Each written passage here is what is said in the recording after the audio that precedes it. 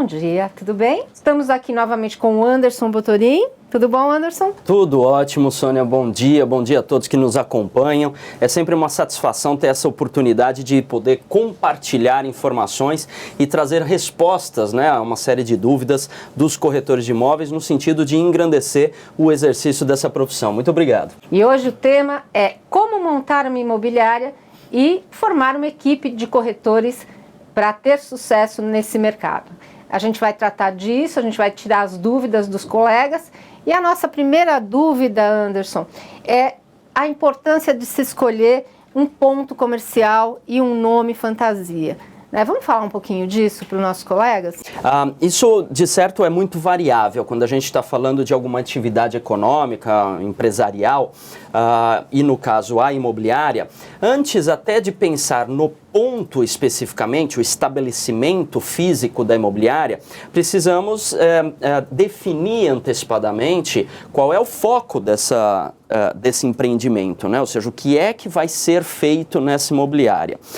Porque hoje em dia, até mesmo com o advento da internet e todas essas possibilidades computacionais que estão ao nosso alcance, nós temos a ciência de que existem imobiliárias especificamente virtuais, que nem sequer endereço físico tem. E também varia, de acordo, como eu falei, com o foco da imobiliária, se ela vai trabalhar exclusivamente locação, ou exclusivamente venda, ou vai trabalhar com a administração dessas locações. E depende da cidade onde ela está, por exemplo, uma cidade turística ou uma estância em que seja comum que pessoas adquiram casas de veraneio. Então, se ela vai trabalhar nesse cenário de temporadas, aluguéis de temporadas ou casas de veraneio e tudo mais. Então, tudo isso influencia na decisão de onde fisicamente estabelecer a sua imobiliária. De certo que se a gente for trabalhar com locações, até mesmo locações de veraneio e coisas nesse sentido, o movimento das pessoas na porta da imobiliária é interessante. Então você tem que buscar um local que tenha movimento de pessoas, que tenha os transeuntes ali sejam o seu público-alvo. Então você tem que colocar a imobiliária em locais que tenha visibilidade para essas pessoas.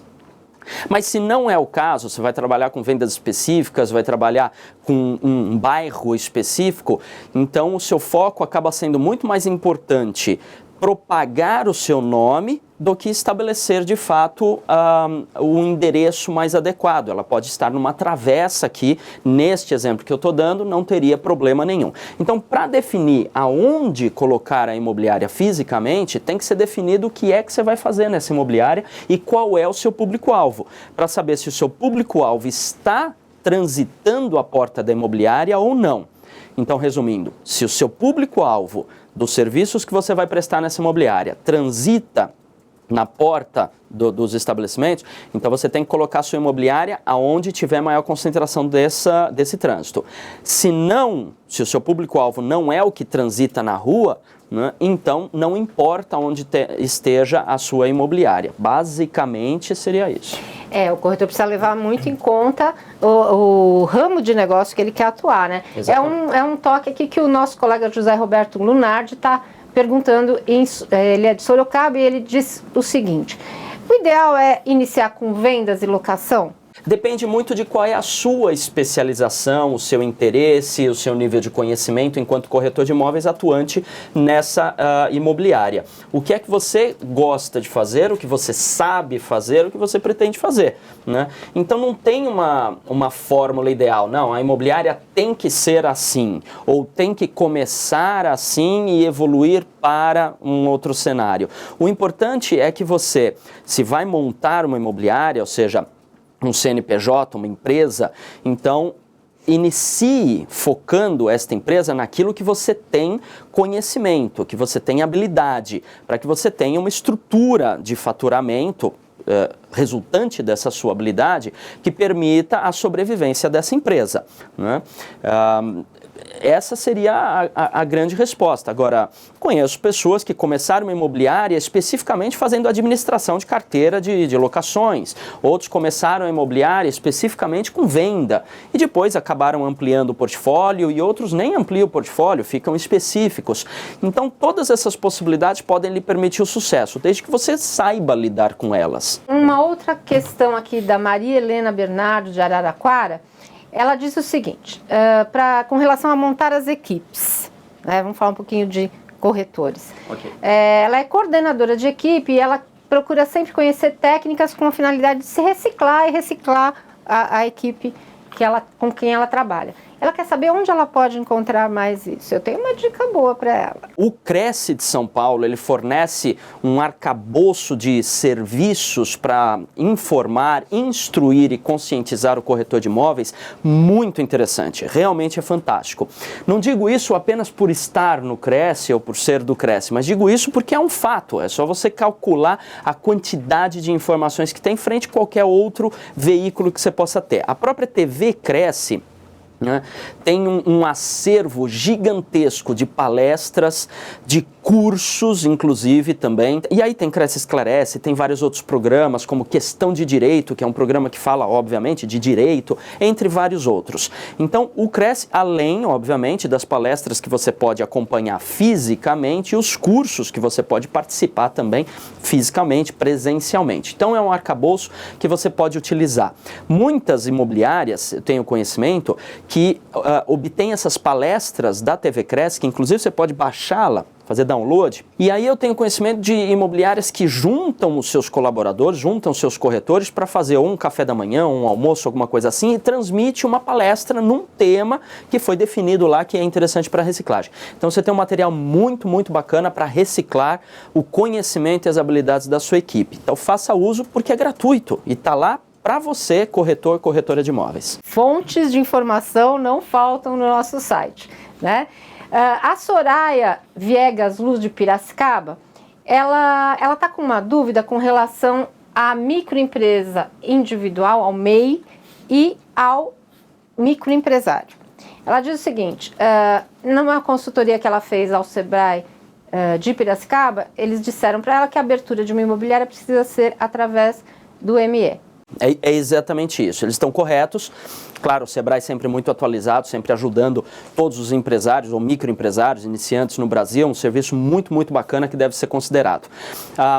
Qual é a grande diferença entre MEI e ME? Tá? MEI, microempreendedor individual, é uma pessoa física que obtém um número de CNPJ, mas que vai atuar sozinha, apenas ela e tudo mais.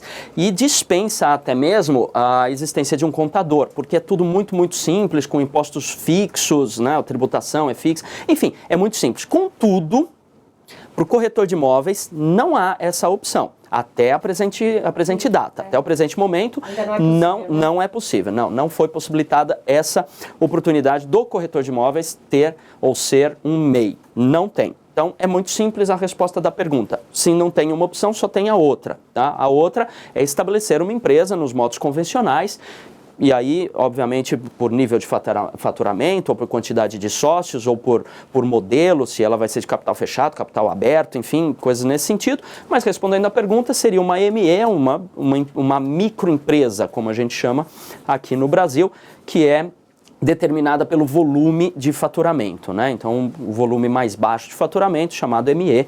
Então, o caminho é realmente uma ME. Tem uma pergunta do Fábio, de São Roque, com relação às exigências documentais para se montar uma imobiliária que são exigidas pelo Cresce. Então tem duas coisas, e já vou aproveitar a pergunta já para... Falar um pouquinho de documentação. Isso, falar um pouquinho de documentação e todo esse cenário.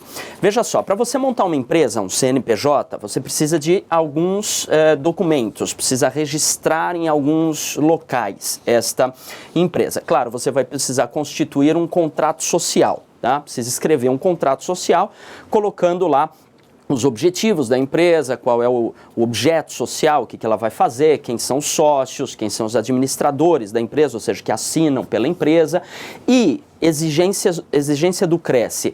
Você tem que colocar um parágrafo que inclusive está disponível no site do Cresce, tá? Ali naquela parte de formulário de secretaria, tem ali para pessoa jurídica, tem algumas informações ali, e um parágrafo que tem que estar presente no seu contrato social em sendo uma imobiliária, né?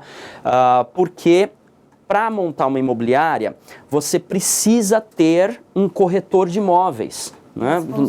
Não faz sentido ter uma imobiliária se não tiver um corretor de imóveis ali envolvido. O corretor de imóveis pode ser um dos sócios, que seja corretor de imóveis. Corretor de imóveis, entenda, óbvio, um profissional devidamente inscrito no Cresce da sua região.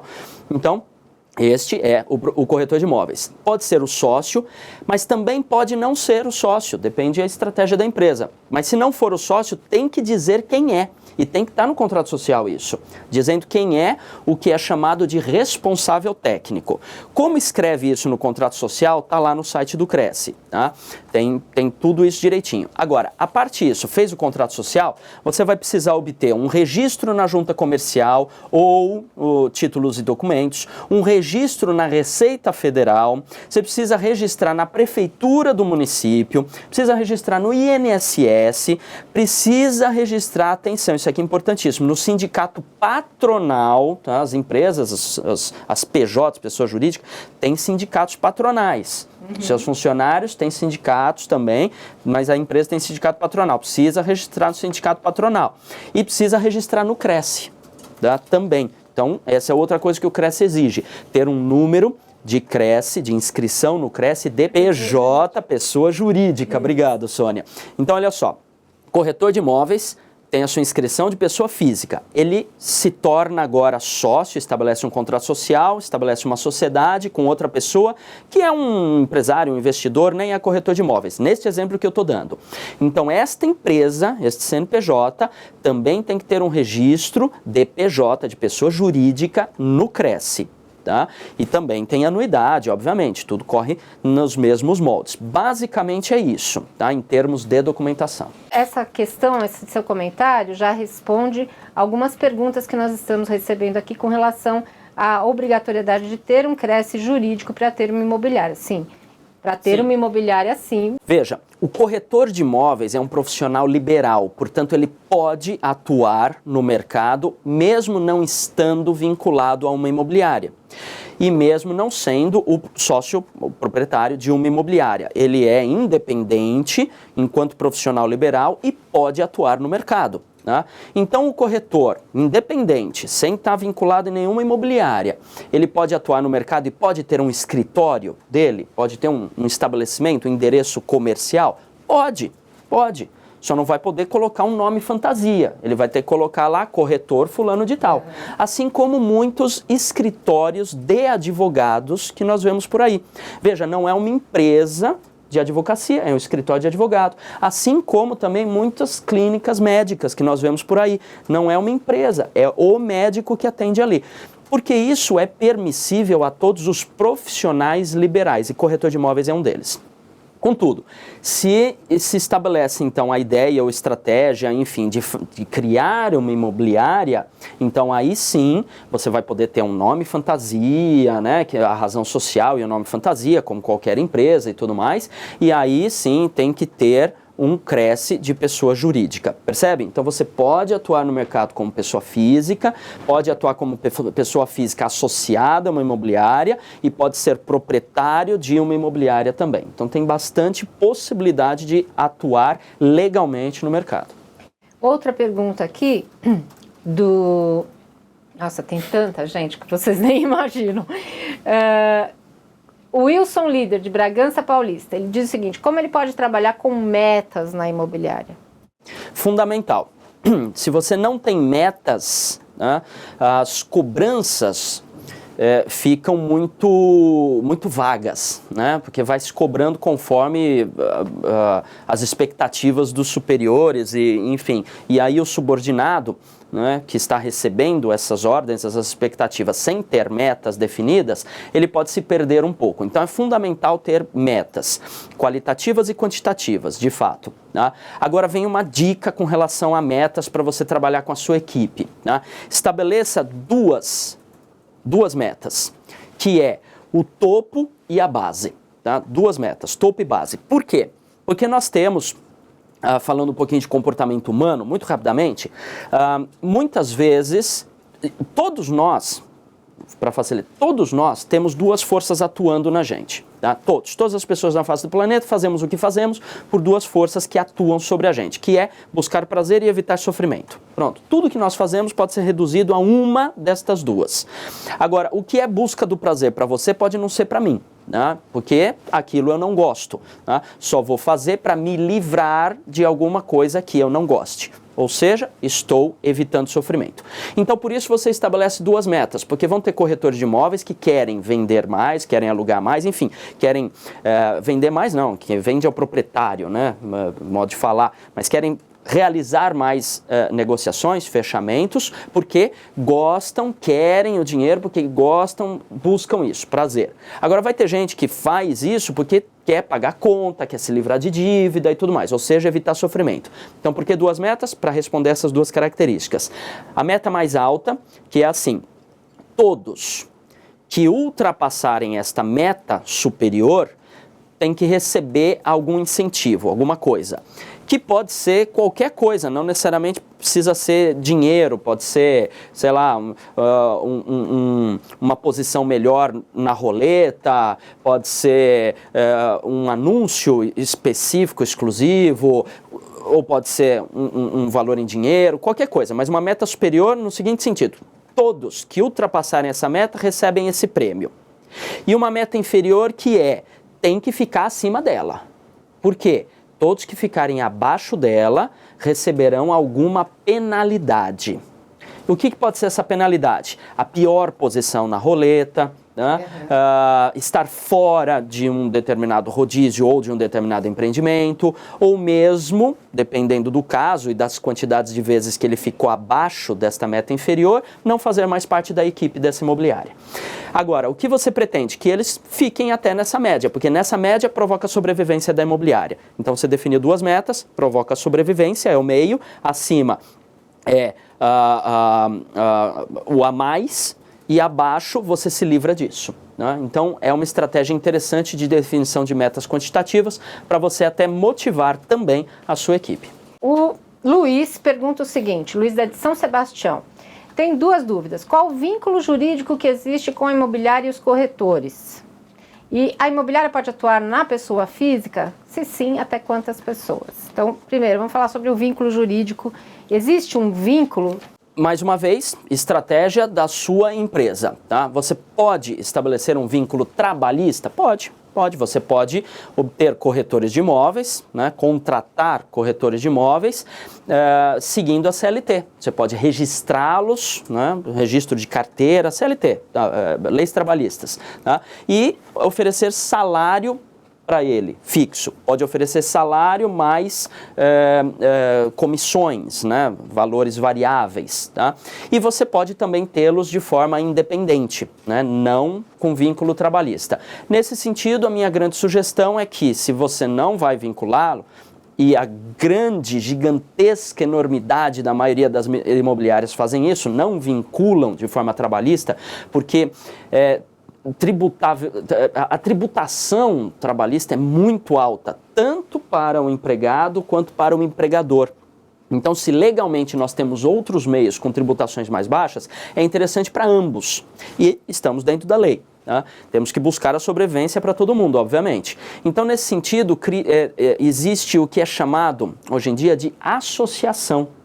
Então faz-se um termo de associação, um contrato de associação entre este corretor de imóveis, pessoa física, e esta imobiliária, pessoa jurídica. Né? E neste termo, neste contrato de associação, descreve-se quais são as responsabilidades de ambas as partes, tanto da pessoa jurídica quanto da pessoa física. Pode ser de forma generalista, pode ser de forma focada neste empreendimento somente, tanto faz. É um contrato de livre negociação entre as partes. Essa é a parte mais interessante desse contrato. É uma livre negociação entre as partes que estabelece, então, os limites das atuações de cada um, né? Os limites e obrigações de atuações de cada um. Quanto paga, quanto recebe, o que é devido, o que tem que ser feito, se tem relatório, se não tem relatório, se tem rodízio, tudo, horários, tudo que tem isso. E aí, você, pessoa jurídica, consegue se precaver, né, de futuros potenciais problemas trabalhistas, que possam vir de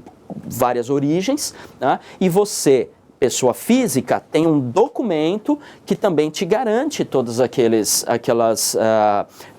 premissas que foram estabelecidas quando você conversou com a pessoa para trabalhar junto com ela. Então, estabeleçam esse contrato de associação. É muito, muito importante para a segurança de ambos, tá? Então, também tem essa possibilidade. Não esqueça, né, que tudo que é colocado no papel fica certinho. Não esquece nada, exatamente, né? O Rafael Silva, ele é de Mongaguá e ele diz o seguinte: no momento ele não possui capital para montar uma imobiliária. Como iniciar bem nos negócios, né? De maneira autônoma, o que ele faz? Bom, se você não tem capital para montar uma imobiliária, então esta não é uma alternativa neste momento. Você vai ter que iniciar de alguma outra forma, tá? Você pode ser o profissional liberal autônomo, independente, e começar então a buscar captar imóveis, captar clientes, potenciais compradores ou locatários, né, e buscar esses imóveis. Você pode fazer parcerias com imobiliárias e trabalhar fora da equipe e fazer o que no mercado é muito chamado de 50, isso é bem interessante para começar, porque você também não vai estar sozinho. Em parceria, você conta com o apoio operacional de várias pessoas. Ganha menos, mas ganha, mas faz. Você amplia o leque de possibilidades. Agora, eu também te adianto, muitas vezes se fala montar uma imobiliária e já se pensa no estabelecimento físico, uma casa com letreiro, com uma recepcionista, aquela mesa cheia de corretor e todos os custos, e aí a gente está falando de dezenas de milhares de reais e, pelo amor de Deus, eu não tenho isso. Não necessariamente precisa ser assim. Se você tem capital para montar isso já desse tamanho, ótimo, não estou falando que é ruim, é interessante, mas se você não tem, abrir uma empresa atualmente não é caro. Aliás, compensa e compensa muito você ser PJ do que PF. Porque a pessoa física paga imposto de renda, né? E aí o imposto de renda, as alíquotas são muito altas. E a pessoa jurídica tem várias formas de tributação, tá? Por causa do avançar do nosso horário, não vai dar para eu descrever isso hoje. Então, na próxima sexta-feira, no próximo Cresce Esclarece, eu já estava até preparado aqui, mas olha que bacana, são muitas dúvidas e a gente quer responder tudo. Mas eu fiz aqui alguns estudos numéricos, né, valores e tudo, estudo financeiro, de quando, para até um corretor pessoa física, é interessante ele abrir uma pessoa jurídica e quanto ele vai economizar por ser pessoa jurídica. Economizar, hein? Só de imposto, estamos falando de tributação totalmente dentro da lei e muito, eu estou falando muito dinheiro no bolso de economia. Vale a pena entender isso. Eu vou precisar de mais alguns minutos para explicar isso. Mas então, você consegue pegar um contador aí e abrir uma empresa com R$800, né? Você monta uma empresa, dá para fazer isso. Na parte jurídica da coisa, o contrato e todos esses registros que eu falei no começo, né, somando tudo, as custas de tudo isso, dá aí R$800 mil, depende do contador, depende da tua cidade, mas vai variar por aí, R$800 mil. Já vi gente abrir empresa com R$500. Muito bem, gente, semana que vem, olha, não percam que o programa vai estar completo, vamos tentar responder todas as perguntas que os internautas nos enviaram, que infelizmente o tempo é curto para a gente atender, tá? Então, contamos com a audiência de vocês na próxima semana. Anderson, suas considerações finais. Olha, mais uma vez, próxima semana, além de dicas de tributação, vou passar mais uma série de dicas também de estruturação a respeito da imobiliária para quem está começando. E também dicas de como lidar com a equipe, os corretores de imóveis, para você que já está no mercado atuando com imobiliária. Tá? E também, para responder melhor a pergunta, eu vou trazer aquele texto que tem que estar no contrato social, tá? Referente ao corretor e tudo mais. Eu vou trazer o caminho correto, eu sei que está no site do CRES, está lá, mas trago o caminho perfeito, tudo, para a gente colocar aqui na tela para você. É sempre um grande prazer poder compartilhar com vocês todas essas informações, receber essas dúvidas e poder respondê-las. Me agrada muito, porque eu sei que isso é útil para você, né? E me agrada a possibilidade, então, de tornar a sua possibilidade de atuação no mercado maior ou melhor. Então, muito obrigado, Sônia, por essa oportunidade de poder ser útil e compartilhar isso. E a gente se vê, então, no próximo programa, sexta-feira que vem. Nós aqui agradecemos a sua presença aqui, Anderson. E muito obrigada para vocês que nos prestigiaram. Semana que vem, contamos com vocês novamente, tá bom? Bom final de semana, boa semana para vocês.